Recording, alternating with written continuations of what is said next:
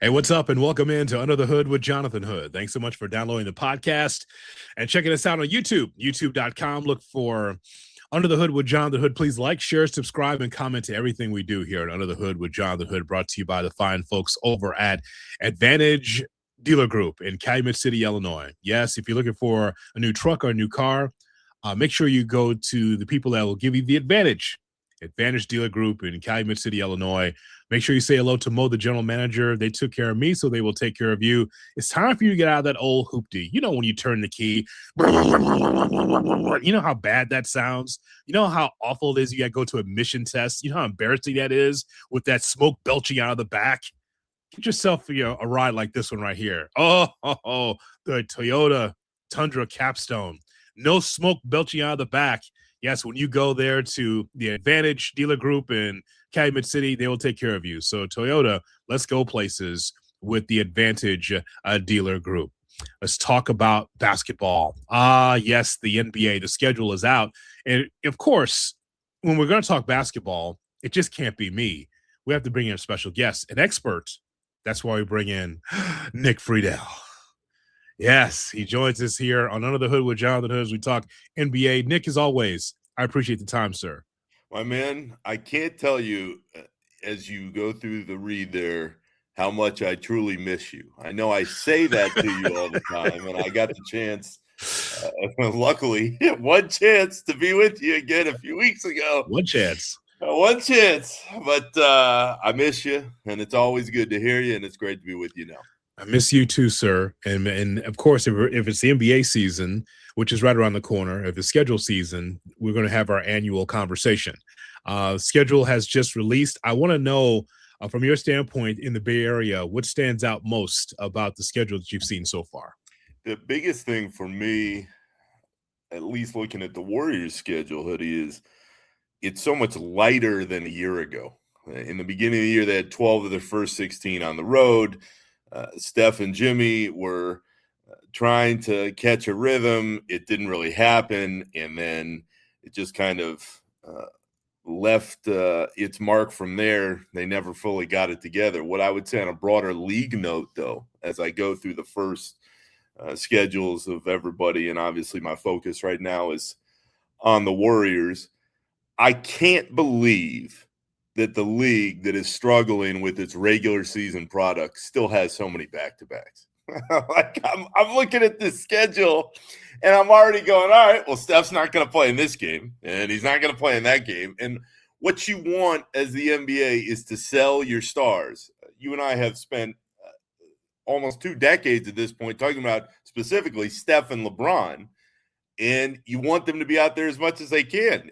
When you and I can look at the schedule and go, well, they're not going to play on this night, or it's the third game in 4 nights, it's not going to happen here. That is not good, especially for a product that is really struggling night to night to generate interest as it was 15, 20 years ago. So as a longtime fan like you are, that is where my attention went early. Man, why? This is where the conversation about shortening the regular season that has been out there for a while is just going to continue, because we can see on August 13th when some of the league's biggest stars aren't going to play. And that is not a good thing for the league as a whole. In baseball, you can pick and choose games you want to go to in a long series. The last thing that you want the NBA to be, if you're Adam Silver, is to pick and choose games that you think the stars are going to be at. That's tough. 162 is different than 82, 84 games. I think that's where the NBA is looking at it wrong. Like, yes, you want all your stars to play every night if you could, but when you have so many back-to-backs, 3 games in 4 nights and those kind of things, you start turning into what baseball is. You're spot on. And what I would tell you, and I thought about this the other night sitting in Wrigley. I was lucky enough to go to one of those Dodger games a few weeks ago when Shohei was in town. And that really is the difference to me, Hoodie. And you and I have loved both of these sports all our lives, baseball and basketball. I mean, we really have. But if you're coming in to watch that series, sure, is there an off night maybe and they just give Shohei a day? It happens. I mean, over the course of 162, it's going to happen. But if you're a Dodger fan coming into Chicago, going to Wrigley, you're going to see Shohei. And that is the star of stars. And that's why you pay the money that you do. If you're an NBA fan, and I can't stress this part enough, I, as a longtime NBA fan who's lucky enough to have made my living covering these games, I wouldn't pay to go to a regular season game unless it was about 30 minutes before it started. Because I want to know for sure that the stars are playing that night. And I feel awful for any family that builds its vacation or it's one game, or they spend all this time following their player, whether it's Steph or somebody else, and they go to a game and that player is not playing. And as far as selling the league in the game itself, I think it is a huge issue. But I think you're spot on, because you're looking at how can the NBA improve. Well, you need their stars to be out there as much as they possibly can when they're not hurt. And you're just shooting yourself in the foot as a league by trying to force feed these games if your stars aren't able to be out there and to perform. And that is not something, as baseball has continued to grow a little bit more in these last few years, that baseball has an issue with, because way more often than not, if you go to a game, your favorite baseball players are playing. You do not know in the regular season if that's the case in the NBA. Nick, a couple of things in the schedule. One thing that we should discuss, is the Christmas Day games. I mean, they're already been put out there for everyone. Spurs, Knicks at 11 a.m. Central Time, followed by the Heat and Celtics. 76ers and Lakers is going to be really good. Oklahoma City Thunder and Timberwolves, that's where you travel to someone else's house for food, listen on the radio, and then you settle in and eat someone else's food and dessert. Nuggets, Warriors. That's the way I look at it. Because usually that Mountain Time game, or that game like there with the Thunder Timberwolves, all right, I'll talk to you. Thanks so much for having us. And then you just go to someone else's house, and now you plop on the couch for Golden State, Denver. But the other thing too that I want to point out to you is the opening night, 3 games. I think that from the NBA standpoint, they go, okay, we're against the NFL on Christmas. Okay, we got to win one day. Let's win opening day. Let's have 3 games. Maybe someone will take off that first game, the Detroit game against Boston, and then people will settle in for the other 2. But I think they just looked at it and said, we have to win a night. So it's going to be opening night with not 2 games, but 3 games, one in the afternoon, which is very unconventional for them. Hoodie, I loved it because, again, as I have seen the progression of the league, at least in my time, which is about 20 years now covering the NBA, I see a league that is trying to find its footing night to night that it didn't have to worry about in years past. So I saw the same thing you did, and I went, oh, good for the NBA. They are trying. That's why I give them all the credit in the world, because they've known for years the regular season product is struggling, and they tried to do something about it. They tried the NBA Cup, which I still don't believe anybody outside of the league or people who cover the league are that into, but they knew they had a problem, and they were trying to generate interest. So if you're the NBA and you're Adam Silver, put a game at 3 o'clock, because the other thing you have to remember, and that I'm kind of training my brain to remember now, is it's 3 o'clock Eastern, 2 Central for us here. It's 9 o'clock, 10 o'clock in Europe, and you're getting a ton of viewers worldwide that are going to have a chance to watch a game that they would have probably not been able to watch in the middle of the night. So good for the NBA for trying to generate interest in games and in days. I'm all for it. February 15th, I believe, President's Day, they got a bunch of games they're trying to showcase. Hoodie, anything the NBA can do to try and produce some sort of relevancy in the months between October and April, whatever it takes, because it's not there night to night anymore the way it was when you and I were growing up, but they know it. And they're trying to think out of the box, and I respect that part of it for them. Nick, I want to talk to you about the big story today, and that's regarding the Los Angeles Lakers. So we go from the Buss family to Mark Walter, and a year later, we are talking about Josh Kushner and Bob Iger of all people, that are now owners of the Los Angeles Lakers. That's valued at $12.5 billion. I want to use the word valued because, again, who knows how much this deal is, but $12.5 billion. When you first heard this story that was broken by Ramona Shelburne, what was your initial reaction? Shock. Because if you're unloading the Lakers, that seems wild on its own. Hoodie, to do it 9 months after that deal finally became official. There's a lot more underneath the surface that I don't think anybody fully understands right now. And to just shuffle the Lakers like they're another property, like you're flipping a house. That was one of the stranger deals and the most surprising I can ever remember in sports. So clearly there's a lot more that meets the eye here. I think that the Lakers, if they were 10 billion, a year or two ago, now they're 12.5 billion. Who knows what they're going to be in 5 or 10 more years with the way these valuations keep going up. But for such a name brand, iconic team to be flipped in that manner, that was a shock.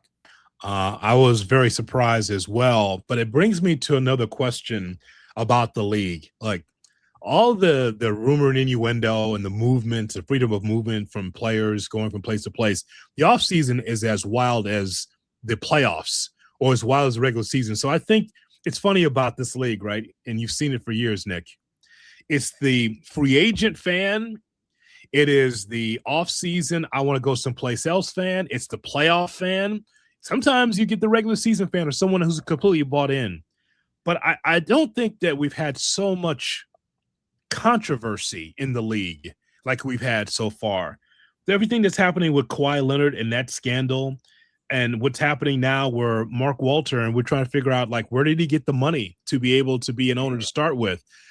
I remember, and you remember a time as well, where Major League Baseball did not want Mark Cuban as an owner. It's just like, no, we don't want that maverick, literally. We don't want that guy around baseball. Too young, too much of a wild card. Sorry, you can't be in it. I just wonder if you feel like the league is doing a good enough job, doing their due diligence to really vet people that are trying to buy into the league. I'm talking about the Mavericks. I'm talking about the Lakers with Mark Walter. Is the league really doing a good enough job these days of making sure that everything's on the up and up as far as ownership? Well, I throw another name into the conversation as well. That's Tom Dundon in Portland. Yes. Because there are so many different layers to, does he really have the money? Why is he cutting so many costs so early in his ownership? The answer to your question to me is it certainly doesn't feel like it, because all of the things that might have gone on behind the curtain are now bubbling up to the surface. And when you have this many questions about all these different ownership dealings, you wonder what the hell's going on in these boardrooms when these conversations are happening. To your point, the last thing any league wants, and certainly Adam Silver and the NBA are right there, you don't want to lose the public trust. And I mean that if you have a team and a fan base that has been as loyal as Portland's has been for years and years, and you have an owner come in and just chop costs and not making a commitment to that area, those are just not headlines that any professional sports league wants to deal with. You throw that on top of what's going on with the Lakers and the enormity of that fan base and how worldwide it is and how many people care. You just have one owner flip it to another group in 2 or 3 days over a weekend. I mean, what is happening? So I think the league has some serious questions. To the point about Kawhi, I can't remember a time when something lingered this long that had so much interest behind it, and it's still not done, and we're going into a new year. There are things going on in the league that it could do a better job of enforcing on its own. And when they linger the way that they have, it hurts the product as a whole. I feel like there's a lack of due diligence that David Stern would have. He would make sure that things are on the up and up. I mean, he stopped trades before for the good of the league, right? With Chris Paul, as you recall. Like, I don't know, there's a problem. And Dundon, I'm glad you brought him up with Portland. So you're telling me the league vetted Tom Dundon and went through the paperwork and looked at his net value. Was like, yeah, that's good enough. And then on the next breath, he's like, you know what? If you don't get out by 12 o'clock at the hotel, the player has to pay for it. Like that in the lobby. What do you mean? It's a night game. What do you mean you got to be out by? What do you mean? You got to be out by 12 o'clock. Wild. So, and to the point, in the rumor and innuendo is like, yeah, I'll just move this out of Portland and put it in Raleigh. Like Charlotte would be good for that. I'm sure Charlotte would be all thumbs up for a team in Raleigh, right? And so, in Portland, the tradition. Listen, I know it's the one championship, but that fan base, and you've covered games there, they love the Trailblazers. To get out of their homes to see Portland, even when to do the good and the bad. So, I mean, that's why I asked the question that I did, because I feel like the league and Silver and the league are slipping when it comes to putting real owners in that have the best interest of the community and their team that they own. I agree. And I think that it's something that the league is going to have to continue to work through, because if you continue to piss off your fan base in these different markets, that comes at a cost down the line. And if you lose that Portland base that has been there for so many years, and there are questions about how the Clippers do their business with Ballmer and the Kawhi stuff, and why in the world have the Lakers been sold this quickly? When these stories start popping up, it's not a good look. And I think it speaks to the point that you were making about the summer. The headlines and the interest that the league is generating now, it is so focused on the summer. And certainly the playoffs were a lot of fun, and the Knicks doing their thing and winning again, that was big for ratings. And for excitement, and Wemby being the new face, good for the league. The league needs stuff to talk about in a positive manner from October to April. What is going to do that night to night? And that's where I get really concerned, on top of the issues that you brought up. I got a positive story for you. How about the 76ers? How about them? Nick, do you believe that these five, the 76ers, have enough to win a title? I do not, because I don't believe that Joel Embiid can stay healthy, Hoodie. That's the part about the LeBron conversation that is pretty shocking to me, because LeBron clearly wants to win one more ring before he exits stage right and retires.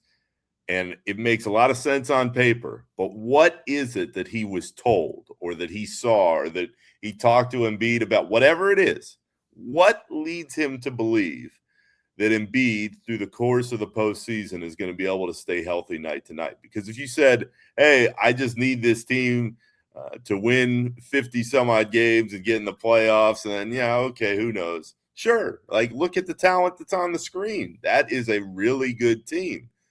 If you want to win a title, you have to have Joel Embiid. And I just don't see how, given what we've seen in these last few years, he's going to be able to stay out there night to night to help this group.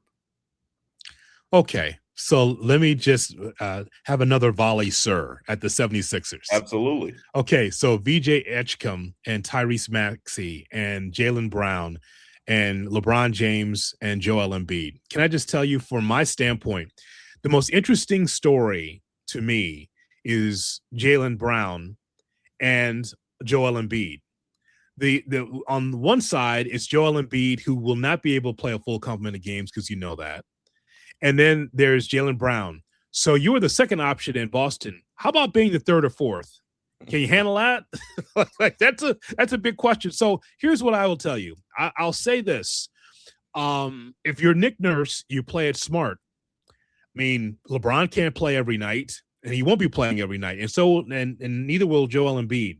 Those two in particular need to be healthy in April into May. If those guys are upright, you have a great shot. But to me, the most intriguing person on the screen is number 7. How does he handle? And he's a great kid. I've met Jaylen Brown. I think he might have changed over the years, kind of like when you saw Jimmy change over the years. Hoodie, I think Jimmy has changed. But I'm telling you, Nick, Jaylen Brown as the third or fourth option will be very interesting to see. I'm with you, and I would also add this. It was so obvious in his public comments that Jaylen Brown, he was saying, this was my favorite year of my career with no Tatum. And everybody went, whoa, okay. So it seemed so clear that he wanted to go to a place where he was the guy. And you have gone from maybe you're the guy night to night for Philly to you're now on a team and you're behind LeBron. And I'm not saying it's LeBron's team, but the star wattage that comes with playing with one of the all-time greats, that is huge. So how he responds to fitting into not just a new team, but a team where he is very clearly not the number one option. And to your point, 3 or 4 probably on a normal night. That's one of the most fascinating storylines there is. What I would tell you is, for as good as Jaylen Brown played last year, and he's a finals MVP, and he's earned a hell of a lot of respect, there are still plenty of people in the league that are like, very good player, but a guy that you're going to build around for that kind of deal that he's in now and who's going to make it better every single day, that's where there are doubts. So he is one of the most interesting characters of this season coming up. And if he fits in and everything goes smoothly and he plays the way we know he can play, then the Sixers are going to be damn good. But if that boat rocks at all early on and there's all that speculation about, all right, well, this isn't going the way we all thought, then it could sink pretty early if you're Philly trying to get everybody new on the same page. Come on, Nick. LeBron at the 5. I'm sure he loves that idea right now. Ask me how he loves that idea in March and April after one more 82-game run. I'm telling you, look, if you ask me Philly or the field, I'm giving you the field. However, but you can speak to this better than anybody because you're right there immersed in it with the big 3 in Miami as the Bulls try to beat the big 3 with Bosh and Wade and LeBron James. So what are your memories of those years? Because there was a lot of my turn offense. It's not your turn, it's my turn offense. And I was back and forth. And of course, even though it did not look aesthetically pleasing, they still got to the finals that first year, right? And lost to the Mavericks. So what is that? What's that dynamic when you have one basketball, but more than 2 or 3 athletes that can help you win at the same time? Hoodie, I think the biggest thing I would tell you is that it takes time for that group when you have that much talent to find their own rhythm. And that's why I think the conversation about Philly is the most interesting thing going this year in the NBA. To me, they're the most interesting team. They have the most interesting storylines, and they sure as hell have a lot of talent. Mm-hmm. But where I am hesitant on top of, if you take out Embiid's health, which is a huge question mark that nobody knows the answer to right now, the next part is, well, how does it all work next year? And I know LeBron signed for 2 years, and the idea is, all right, well, if it doesn't happen next year, there's still that one more year, and they can add and change and tweak some pieces. But when you have that much talent, it takes a while for them to figure out how to play together. And I think Philly's going to go through those growing pains. I think the first couple months of the season are important to them because they have to be out there and they have to play together and figure it out. But to what you're saying, if you're Philly, you want the risk and you'll take it because that team that nobody was quite sure what to make of them after getting absolutely drilled by the Knicks a few months ago, now all of a sudden they're in the conversation as one of the teams that may be there in the end. So I like the moves. I think they make plenty of sense. Again, though, I just don't believe in Embiid being able to stay healthy. And I think everything else is secondary to that. Because if he does, they're going to be there. And if he doesn't, forget it. But you were there. What I'm saying is that you were there to see that big 3 against Tom Thibodeau's Bulls. You covered those teams, did you not? You do recall that. That was you. You were there, right in the middle of it. And the key with that team, though, and it gets to the heart of what I think you're getting at is that team, when you have that much talent, they have a whole lot of different ways to beat you at the end of games. Mm-hmm. And the reason why I never felt, and this goes back for you and I 16, 17 years now, but I never felt those Bulls teams could ever get over that hump was because if you shut down Derrick Rose when Derrick was healthy, there were only so many other options for the Bulls to go generate offense from. The Heat didn't have that problem. You could go to LeBron, you could go to Wade, who was still in his prime, you could go to Bosh at times when you needed a different boost down low. And so to the point in the comparison about Philly, well, I don't think Philly is where that Miami team was years ago. There are going to be nights when LeBron doesn't have it going and, he's going to be 42 years old. Of course not. But you have Jaylen Brown and you have Edgecombe and you have Maxey and you have guys who are growing into their own. Where I hesitate, and Kevin Durant brought this up a couple weeks ago during one of his press conferences, in comparing those two teams is, Hoodie, when the Heat came into being, the Heatles, the big three, those guys were all Hall of Famers. Boom, boom, boom. They could have retired right then and there, and they were all going to be there. And, I hesitate now because everybody goes to the Basketball Hall of Fame. It just doesn't matter. If you're close, you're going. So, maybe Jaylen Brown's already going to the Hall of Fame. Who knows? But what I would say is LeBron's the only surefire guy. I think there would be questions about Embiid. He hadn't been able to stay healthy. He won that MVP award, but what else has he really done to get to that level? But I just feel a lot different about Miami because you knew what you had in all those guys. And I think with Philly, you know what you have in LeBron still sometimes when you need him. Jaylen Brown has proven it on the biggest stage, and he's going to get plenty of chances. If you're believing in Philly this year, though, you're believing that Maxey and Edgecombe can continue to elevate their own games and become players that we talk about more that are getting to that level within their careers. Nick, where you are in the Bay Area, I need to ask a multi-pronged question to you regarding the Golden State Warriors. First, I'd like to know what is going on with Steph Curry's contract, and Draymond Green. What's happening there? And also, I want to talk to you about Bob Myers. Sometimes when you're an executive, you got to leave a year early or a couple of years early. You can see the forest for the trees, kind of like Theo and the Cubs. I'm just, you know what? Might be time to leave. And you see where Bob Myers did, and now Dunleavy's in the spot right now. I want to ask you, what's the state of the Warriors, especially with their stars, with Steph and Draymond? What does that look like for the near future? In the near future, Hoodie, the Warriors can sign Steph to an extension starting on August 29th. So the question is, does Steph want to do the extension? Because if you're the Warriors, you want to do that extension tomorrow. For whatever Steph's flaws are at this stage of his career, and mostly it's just health, because that knee injury, the runner's knee that put him out for such a chunk of last year, I don't think that's really going to go anywhere. You can rehab it and you can try and protect it, but that's something he's going to have to deal with the rest of his career. I think that there's a solid chance that he does the extension. The Warriors want it to happen because, Hoodie, let's get real. The basketball is a business, and he still fills up the building every night, no matter where he goes.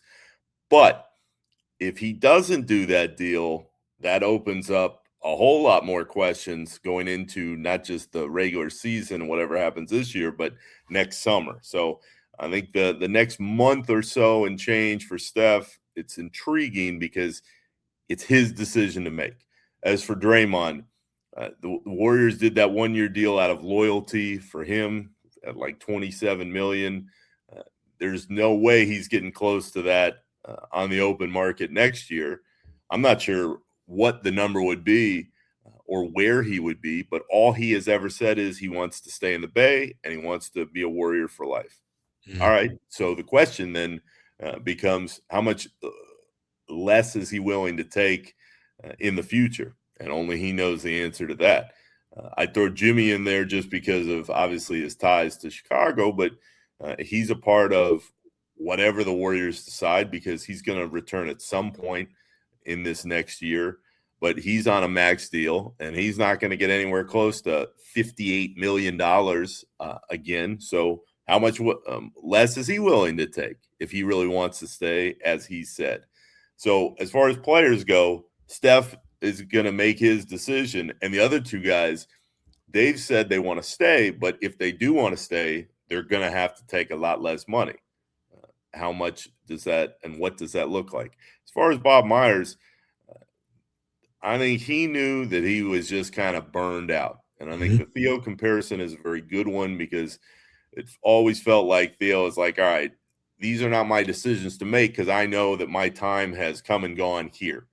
Now, Bob going to Philly and not just getting Jaylen Brown, but then adding LeBron, it has made a lot of people out here in the Bay jealous. I'd say that's what happened. But what I would also say in that same breath is Bob Myers was integral in getting this Warriors team to where they're at. But if you're really looking for reasons why the Warriors aren't the Warriors anymore with this group, Bob was at the heart of the Wiseman pick, and he certainly was right in the middle of the Kuminga pick. And those two for this organization were major whiffs.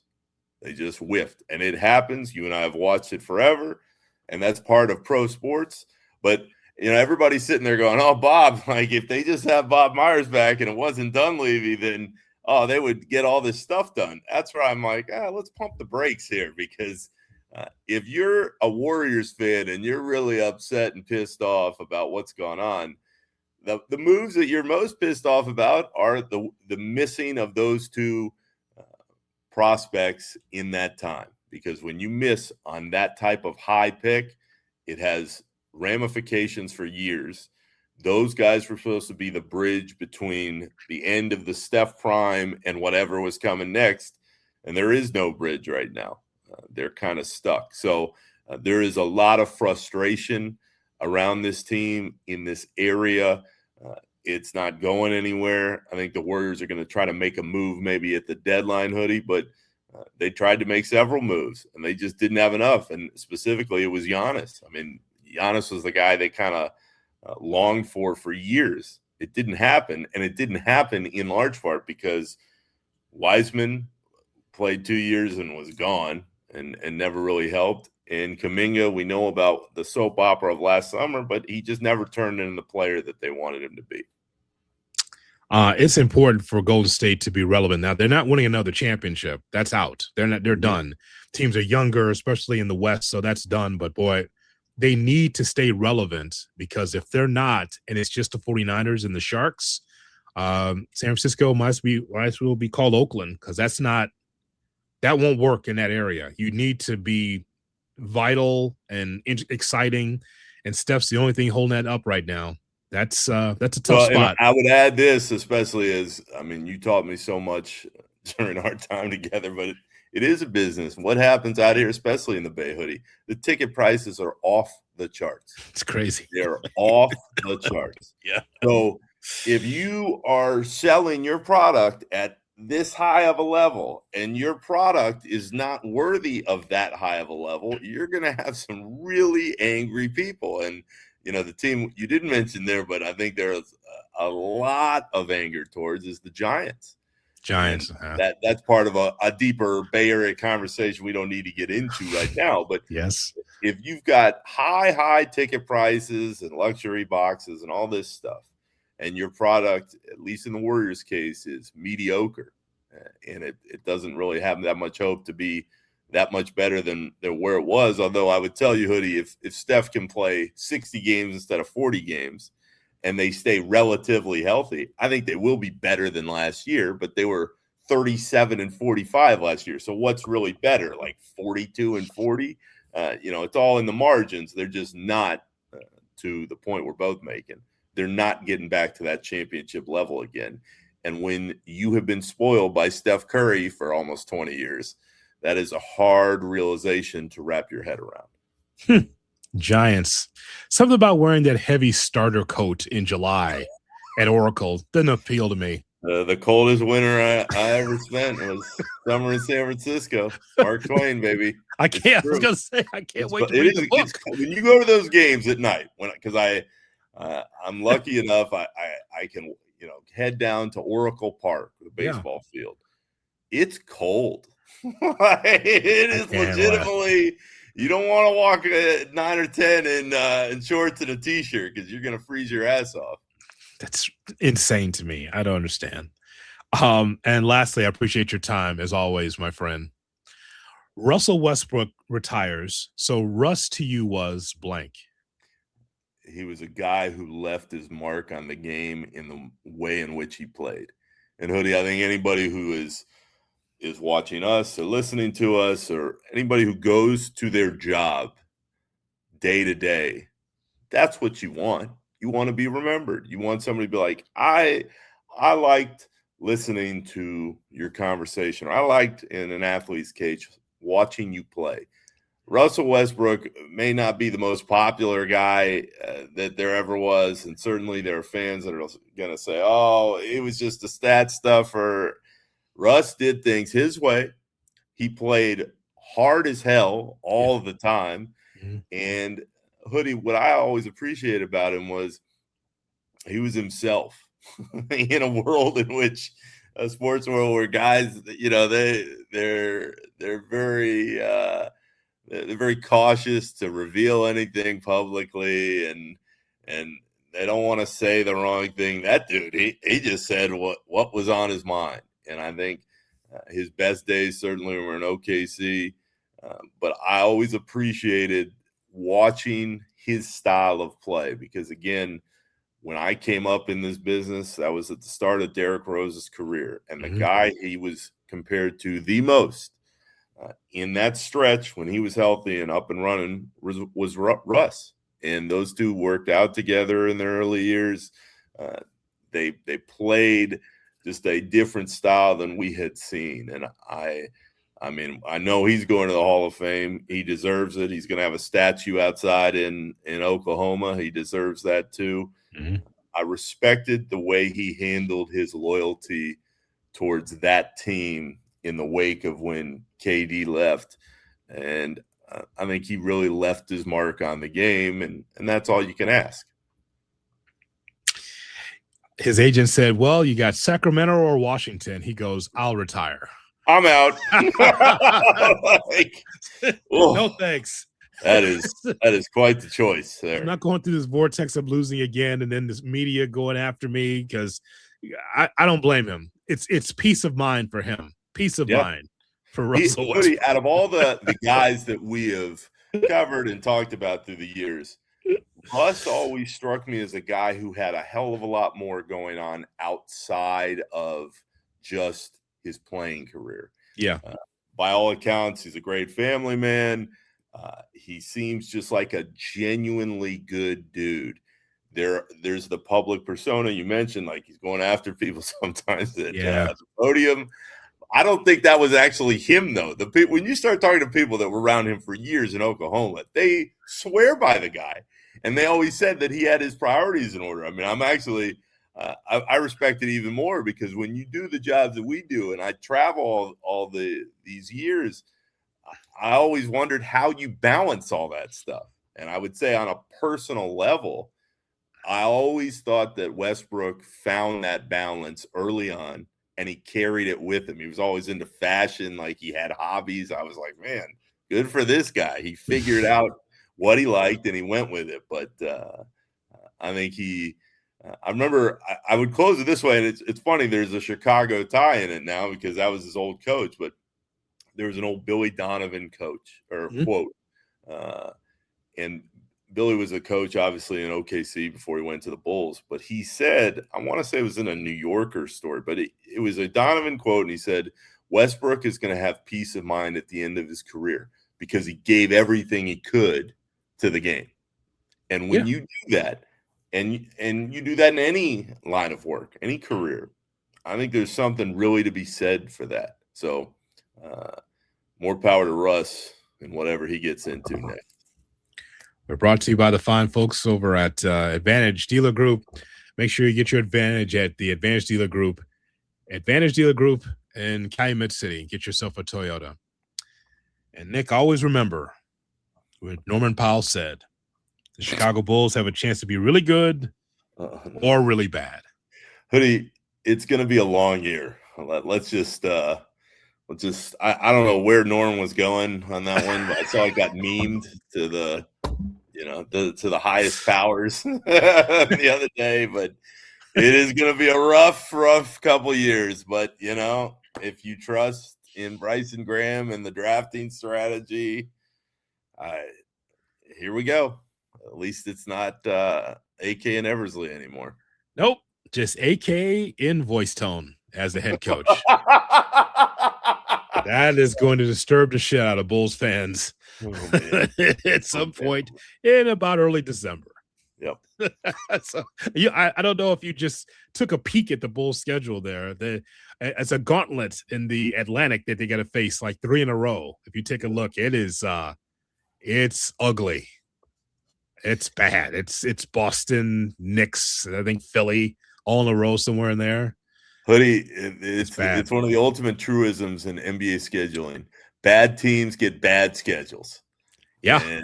And when you're a bad team, nobody's looking out for you. They're not trying to protect you for the national TV dates. You get what you get in those 82. And this is another reason why it's time for the Bulls to turn it around. Love you, my friend. I love you too, my man. It's always good to be with you.